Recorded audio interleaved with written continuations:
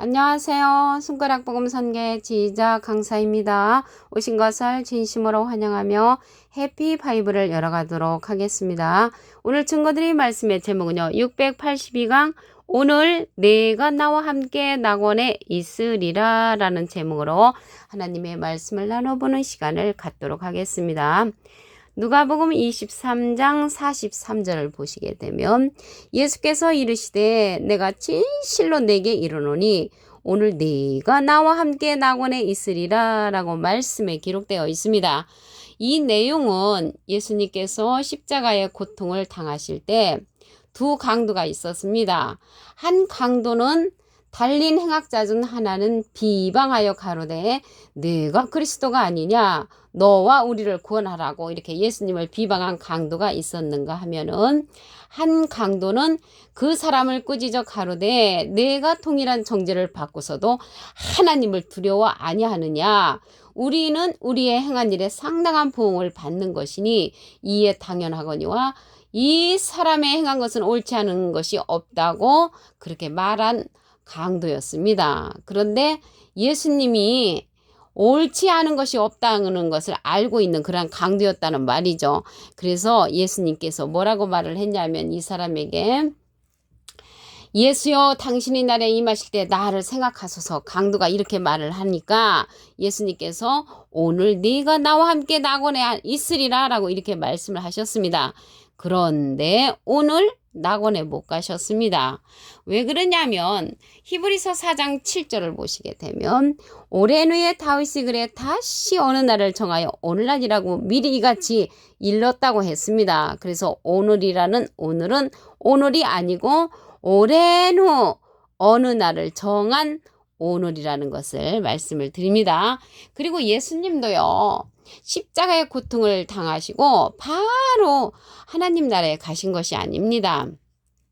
사도행전 1장 3절을 보시게 되면 해 받으신 후에 또한 저에게 확실한 많은 증거로 친히 사심을 나타내사 40일 동안 저에게 보이시며 하나님 나라의 일을 말씀하시니라.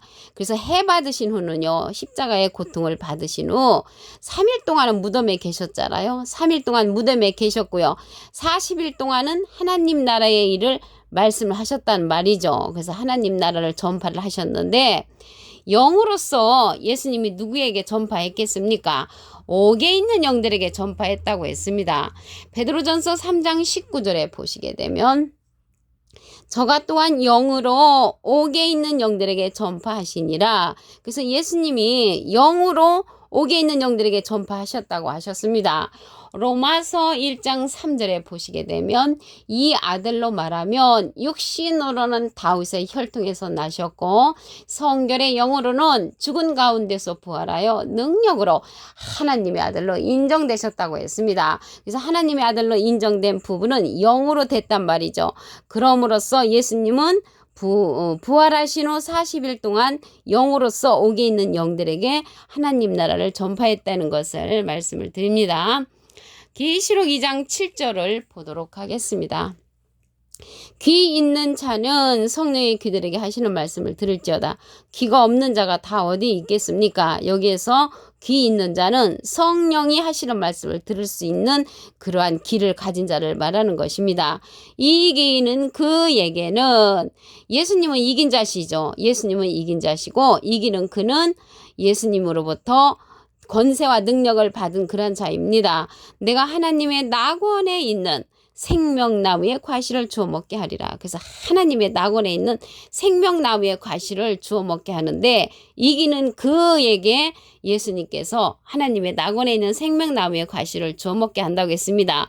생명나무의 과실을 먹으면 어떻게 되냐면 창세기 3장 22절에 보시게 되면 여호와 하나님이 가라사대 보라 이 사람이 선악을 아는 일에 우리 중 하나같이 되었으니 그가 그 손을 들어 생명나무 실과도 따먹고 영생할까봐 쫓아내셨죠. 그래서 생명나무는 실과를 먹게 되면 영생한다는 것을 알 수가 있고요. 이 생명나무는 어디가 있냐면 하나님의 낙원에 있다고 했습니다. 그래서 성령의 교회들에게 하시는 말씀을 들어야 되는데 이 시대는 어떠한 성령을 들어야 하냐면 예수님이 하나님께 부탁을 해서 보내는 그런 보낼 보혜사 진리의 성령이 있다고 했습니다. 요한복음 15장 26절에 보시게 되면 내가 아버지께로서 너에게 보낼 보혜사, 그래서 내가는 예수님이 하나님께 부탁을 해서 우리에게 보내는 보혜사, 예수님이 아니라는 것을 알 수가 있죠. 곧 아버지께로서 나오시는 진리의 성령이 오실 때, 예수님은 비둘기 같은 성령을 받으셨지요. 그래서 진리의 성령은 예수님께서 보낼 보혜사라고 했습니다.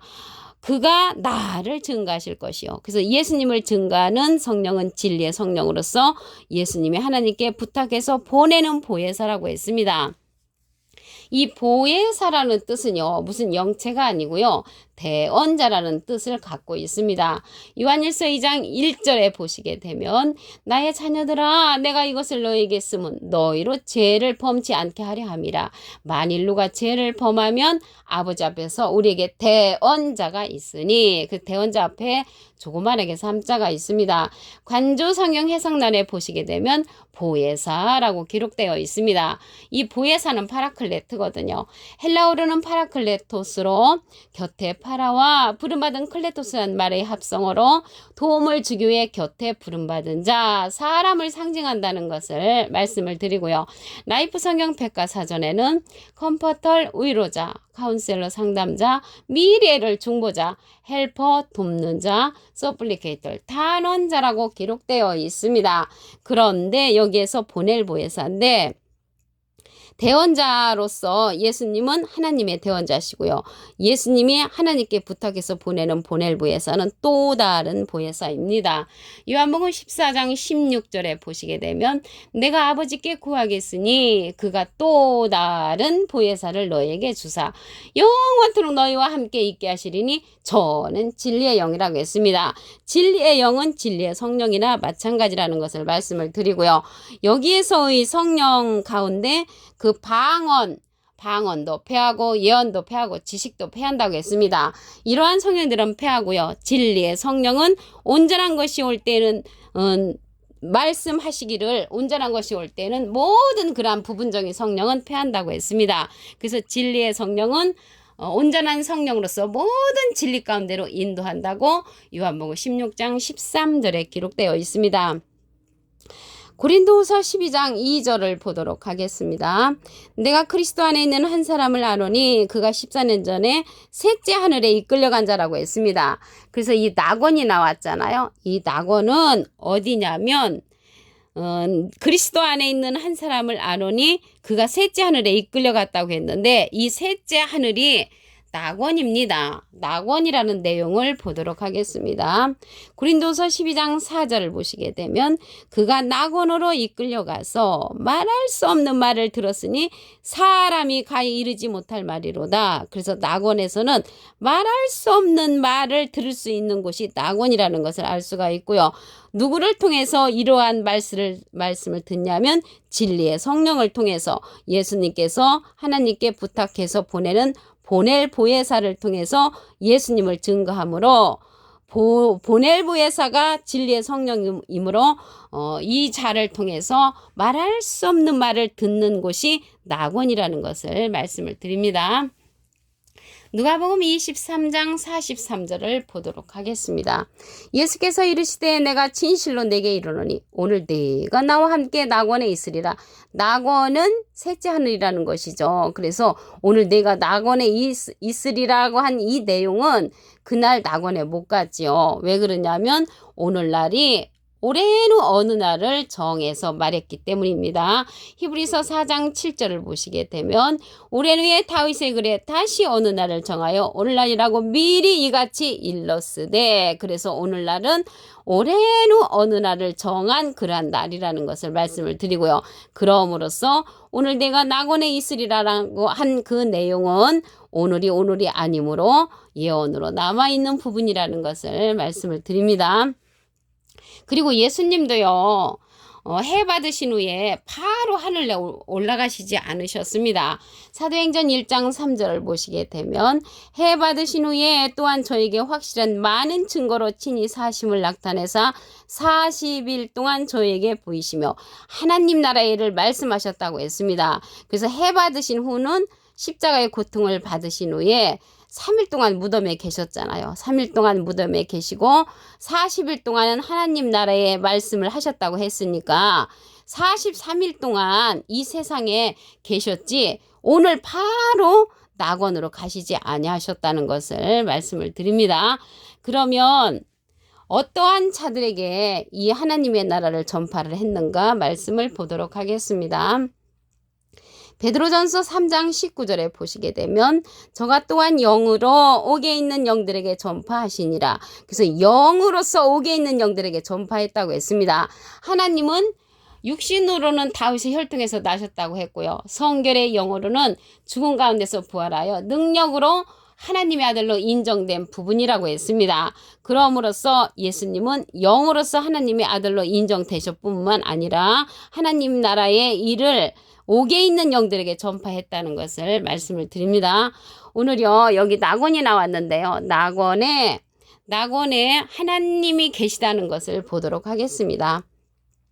계시록 2장 7절에 보시게 되면 귀 있는 자는 성령의 귀들에게 하시는 말씀을 들을지어다. 이 귀는 그에게는 예수님은 이긴 자시죠. 예수님은 이긴 자. 요한복음 16장 33절에 보시게 되면 내가 세상을 이겼노라. 그래서 예수님은 이긴 자시고요. 이기는 그는 생명나무로 이렇게 나왔고요. 예수님은 포도나무로 상징되었죠. 요한복음 15장 1절에 보시게 되면 내가 참 포도나무요. 그래서 예수님은 포도나무시고요. 하나님의 낙원에 있는 생명나무의 과실을 주워 먹는다고 했는데요. 이 생명나무는 말 그대로 우리에게 생명을 주는 그러한 나무입니다. 나무는 예레미야 5장 14절에 보시게 되면 이 백성으로 나무가 되게 하리니 그래서 나무는 사람을 상징함으로 생명을 주는 나무이고요. 예수님은 포도나무로 상징되었다는 것을 말씀을 드립니다. 이 시대는 성령의 교회들에게 하시는 말씀을 들어야 되는데 어떠한 성령이냐면 예수님이 하나님께 부탁해서 보낼 보혜사 곧 진리의 성령의 말씀을 들어야 합니다. 요한복음 15장 26절을 보시게 되면 내가 아버지께로서 너에게 보낼 보혜사 곧 아버지께로서 나오시는 진리의 성령이 오실 때 그가 나를 증거하실 것이요. 예수님을 증거하는 성령은 진리의 성령이란 말이죠. 예수님은 비둘기 같은 성령을 받으셨죠. 그래서 보낼 보혜사라고 했는데요. 이 보혜사라는 뜻은 대원자라는 뜻을 갖고 있습니다. 요한일서 2장 1절 그 중간에서부터 보시게 되면 누가 죄를 범하면 아버지 앞에서 우리에게 대언자가 있으니 곧 의로우신 예수 그리스도시라고 했습니다. 그래서 이 대언자는 조그마하게 3자가 있습니다. 관주성경 해석란에 보시게 되면 보혜사라고 기록되어 있습니다. 보혜사는 파라클레트거든요. 헬라어로는 파라클레토스로 곁에 파라와 부름받은 클레토스란 말의 합성어로 도움을 주기에 곁에 부름받은 자, 사람을 상징한다는 것을 말씀을 드리고요. 라이프 성경 백과사전에는 컴포터, 위로자, 카운셀러, 상담자, 미리에를 중보자, 헬퍼, 돕는 자, 서플리케이터, 단원자란 이름을 갖고 있는 것이 보혜사라는 것을 말씀을 드립니다. 그래서 예수님은 하나님의 대원자시고요. 예수님의 대원자는 또 다른 보혜사라고 했습니다. 요한복음 14장 16절에 보시게 되면 내가 아버지께 구하겠으니 그가 또 다른 보혜사를 너에게 주사 영원토록 너희와 함께 있게 하시리니 저는 진리의 영이라. 그 진리의 영은 진리의 성령이라는 것을 말씀을 드리고요. 이 진리의 성령은 생명나무로 하나님의 낙원에 있는 과실을 우리에게 줄 수 있는 그러한 자라는 것을 말씀을 드립니다. 고린도후서 12장 2절을 보시게 되면 그리스도 안에 있는 한 사람을 아노니 14년 전에 그가 셋째 하늘에 이끌려간 자라. 그리스도 안에 있는 한 사람은 생명나무로서 포도나무이신 예수님의 안에 있는 자라는 것을 말씀을 드리고요. 낙원으로 간다고 했는데 이 셋째 하늘이 낙원입니다.